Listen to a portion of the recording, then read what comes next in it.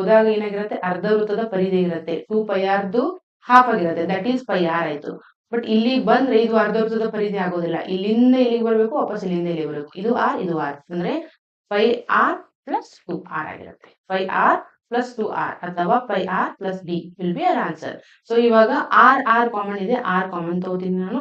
5 + 2 ಆಗಿರುತ್ತೆ. So r ಅಂದ್ರೇನು, d ಅಂದ್ರೆ ಎಷ್ಟು ಕೊಟ್ಟಿದ್ದಾರೆ, 10 ಸೆಂಟಿಮೀಟರ್ ಅಂತ ಪ್ರಾಬ್ಲಮ್ ಅಲ್ಲಿ ಕೊಟ್ಟಿದ್ದಾರೆ ನಿಮ್ಗೆ ಅವರು.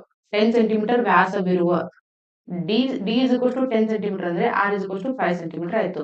So r is equal to 5 ತಗೊಂಡೆ, ಇಂಟು 5 ಅಂದ್ರೆ ಏನು ತಗೋತೀರಿ, 3.14 ತಗೋರಿ. ಓಕೆ, ಸೊ ಇಲ್ಲಿ ಕ್ಯಾಲ್ಕುಲೇಷನ್ ಮಾಡ್ಲಿಕ್ಕೆ ಈಸಿ ಆಗುತ್ತೆ ಅದರ ಸಲುವಾಗಿ.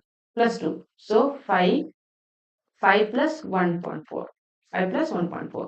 So 5 × 4 20, 2 5 1 5 2 7 5 5 25. So point after 2 place ಇದೆ ಅಂದ್ರೆ ಇಲ್ಲಿ ನಾವು ಪಾಯಿಂಟ್ ಆಫ್ಟರ್ 2 ಪ್ಲೇಸ್ ಇರೋಂಗೆ ಪಾಯಿಂಟ್ ಕೊಡ್ಬೋತೀವಿ. 25.70